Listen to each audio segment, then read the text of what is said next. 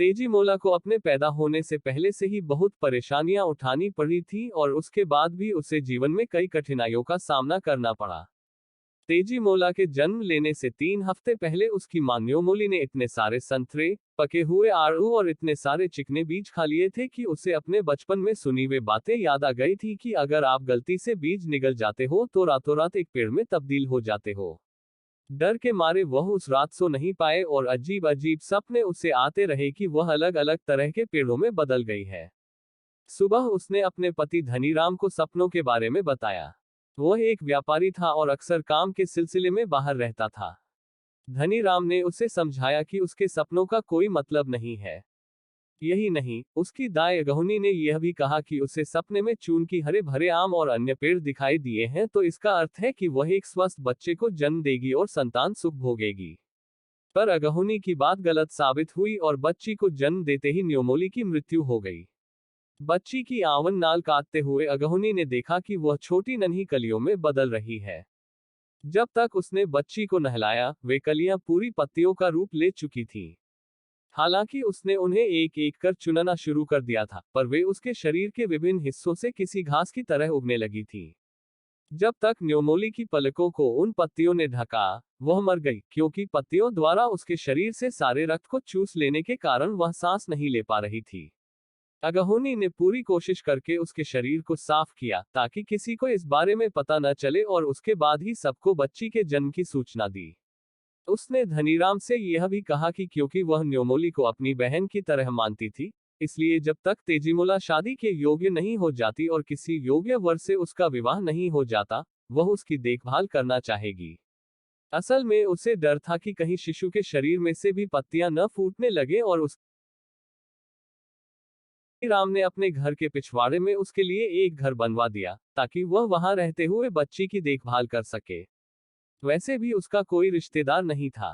तेजीमोला को सब प्यार से तेजी कहते थे। गांव वालों के जोर देने पर धनीराम ने दूसरा विवाह कर लिया ताकि तेजी को मां का प्यार मिल सके।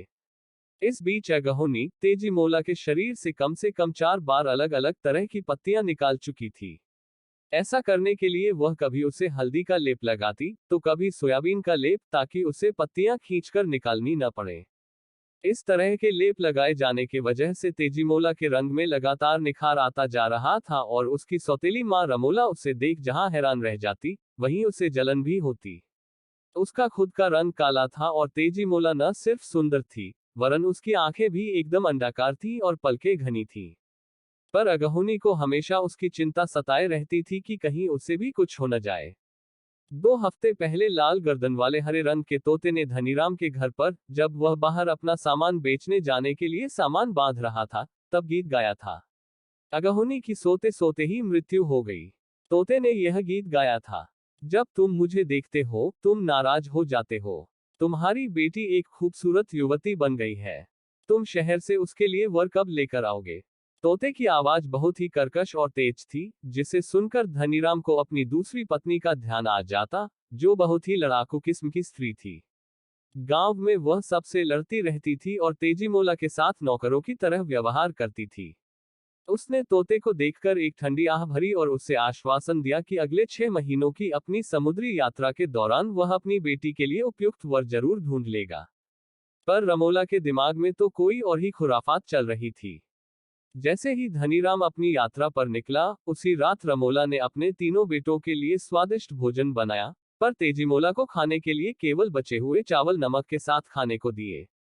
वह दिन रात उससे घर के सारे काम करवाती और सोने के लिए एक बांस की चटाई दे देती।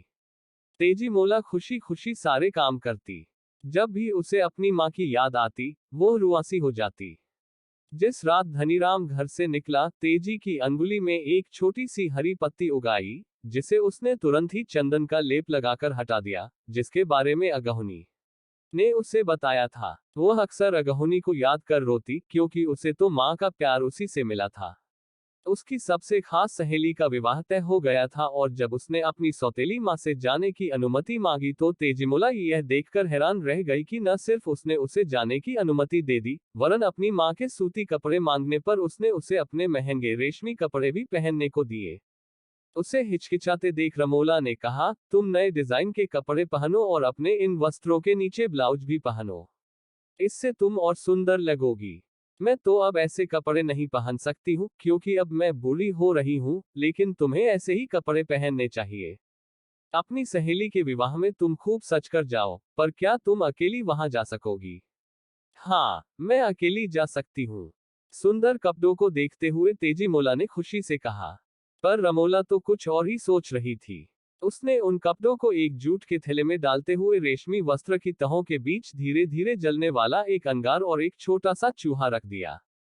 फाल्गुन का महीना था। ठंडी हवा चल रही थी। सड़क पर लाल रंग के गुड़हल के फूल बिखरे हुए थे। सहेली के घर जाते हुए तेजीमोला को लगा कि जैसे थैले में कुछ हिल रहा है। वह उसे खोलकर देखना चाहती थी, पर उसकी सौतेली माँ ने उसे हिदायत दी थी कि वह विवाह स्थल पर पहुंचकर ही थैला खोले, उससे पहले नहीं, वरना रास्ते की धूल मिट्टी से वस्त्र गंदे हो जाएंगे। माँ के डर से तेजीमोला चुपचाप चलती रही। वह अपनी माँ के गुस्से को जानती थी। उसने अपने प्रति पहली बार जो ममता देखी थी, उसे वह खोना नहीं चाहती थी। वह हर हालत में उसे खुश देखना चाहती थी।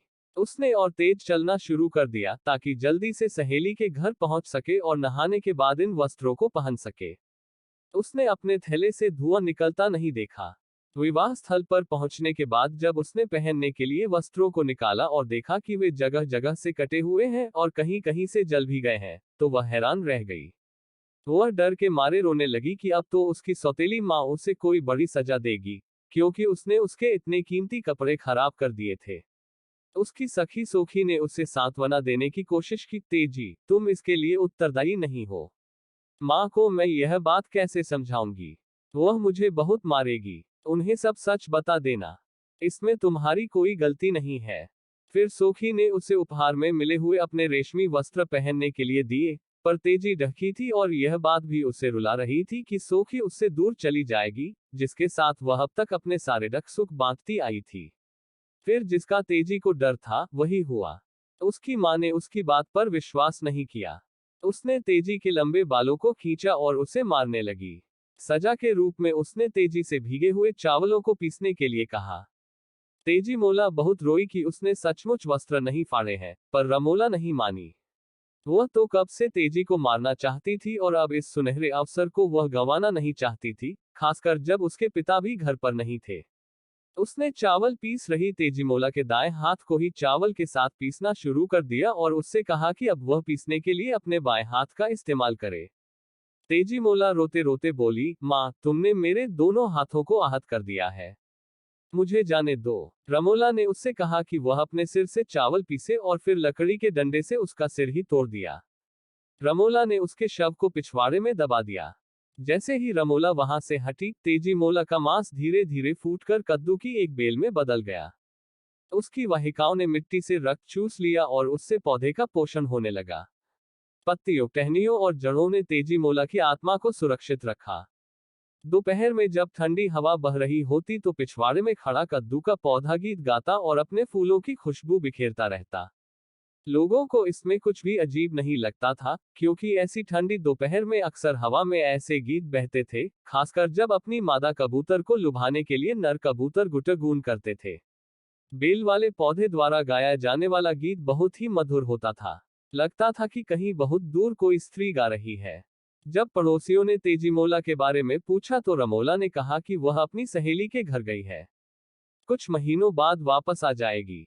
अपने अपराध बोध की वजह से शायद रमोला पिछवाड़े में जाती ही नहीं थी। एक दिन एक दुबली पतली स्त्री उससे भीख मांगने आई और कद्दू की मांग की। रमोला उसकी बात सुन हैरान रह गई। वह उस पर चिल्लाई, तुम बेवकूफ हो क्या? मैंने तो हफ्तों से कद्दू नहीं पकाया है, यहाँ तक कि रोहू मछली के साथ खाने के लिए भी नहीं।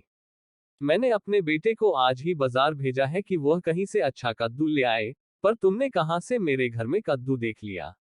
मैं झूठ नहीं बोल रही हूँ। आप इस घर की मालकिन हैं और अगर आप मुझे कद्दू नहीं देना चाहती हैं, तो कोई बात नहीं। उसने बहुत सम्मान से रमोला के सामने अपनी बात रखी। स्त्री जाने को मुड़ी। रमोला हैरानी से बोली, मुझे नहीं पता कि तुमने कद्दू कहाँ देखा है, पर अगर ऐसा है तो खुद ही जाकर ले लो। कुछ क्षण बाद वह स्त्री चिल्लाती और रोती हुई वापस आई और बेहोश हो गई। रमोला के तो जैसे होश ही उड़ गए। बड़बड़ाती हुई वह अंदर गई और पानी लाकर उस स्त्री पर छिड़का। क्या तुम ठीक हो? क्या हुआ? तुमने क्या देखा? होश आने पर स्त्री ने अपनी घबराई हुई नजरें चारों ओर घुमाई। वह अभी भी कांप रही थी और पसीने से तर थी। उस बेल में भूत है। वह कहती है कि वह तेजीमोला है और उसकी सौतेली मां ने रेशमी वस्त्र खराब हो जाने की वजह से उसकी हत्या कर दी है। वह कौन है? यह सुन रमोला बरामदे में इधर उधर चक्कर काटने लगी। उसे डर लग रहा था, क्योंकि पड़ोसी अक्सर उससे पूछते ही रहते थे कि तेजीमोला अभी तक वापस क्यों नहीं आई। अचानक उसके मन में एक विचार कौंधा, आखिर वह एक बेल ही है। वह तो मर चुकी है। वह एक बड़ी सी कुल्हाड़ी लेकर पिछवाड़े में गई और बेल से सटकर खड़ी हो गई, ताकि गाना सुन सके। उसने सुना, कोई विवाह के समय गाए जाने वाला विदाई गीत गा रहा है।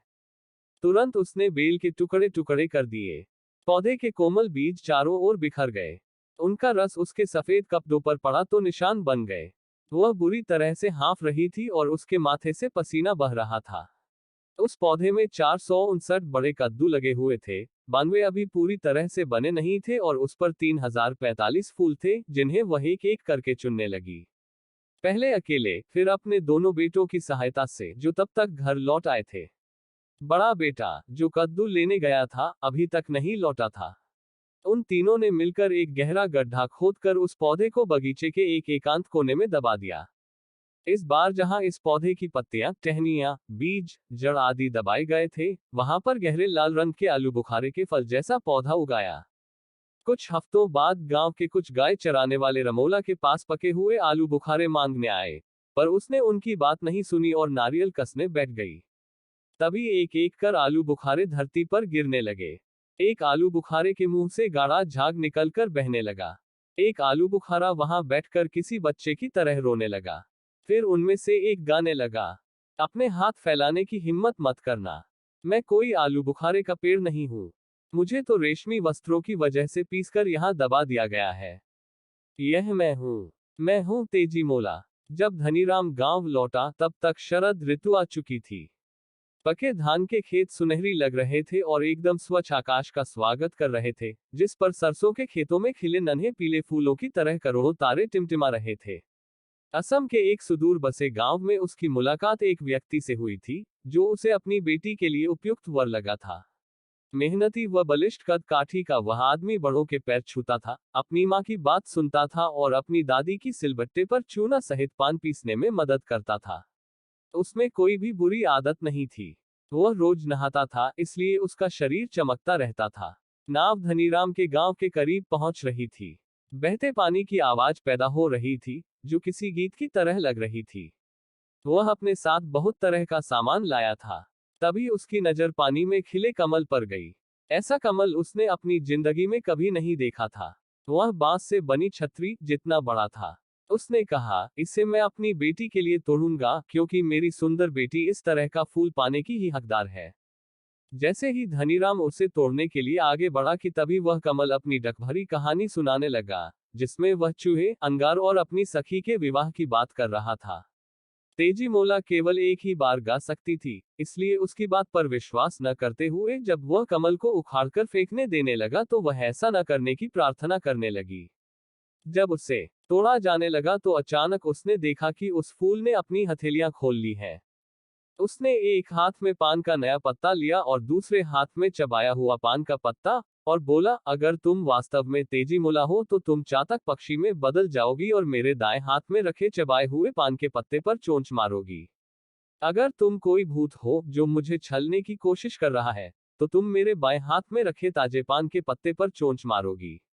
मेरे आदेश का पालन करने में दैवी शक्तियां तुम्हारी मदद करेगी। हवा अचानक बहते बहते रुक गई। ऐसा लगा कि कमल सांस ले रहा है। जब दोपहर को वह घर पहुंचा तो साथ में पिंजरे में एक चातक पक्षी भी उसके साथ था। रमोला ने उसके बारे में कोई जिज्ञासा नहीं दिखाई। धनीराम ने जब तेजीमोला के बारे में पूछा तो वह जोर जोर से रोने लगी और बोली कि जब वह अपनी सहेली के विवाह में गई थी तो वहीं से एक आदमी के साथ भाग गई। उसने शर्म के मारे यह बात किसी को नहीं बताई है। उसके तीनों बेटों ने कहा कि उन्होंने तेजीमोला को जगह जगह ढूंढा, पर वह कहीं नहीं मिली। यह सुन धनीराम एक लाल बॉर्डर वाला वस्त्र लेकर पिंजरे के पास गया और तेजीमोला से कहा, अब मैं तुम्हें आदेश देता हूं कि तुम अपने असली रूप में आओ और इस वस्त्र को पहनो। धनीराम ने रमोला को उसके बेटों सहित घर से निकाल दिया। 1 महीने बाद गांव वाले ऐसी भव्य शादी में शामिल हुए जिसकी उन्होंने कभी कल्पना तक नहीं की थी। रमोला को उसके बाद किसी ने नहीं देखा। हालांकि गांव के बाहरी हिस्से में रहते हुए तीनों बेटे तेजीमोला के खिलाफ कोई न कोई षड्यंत्र रचते रहे, पर कभी सफल नहीं हुए। तेजीमोला अपने पति के साथ सुखमय जीवन व्यतीत करती रही।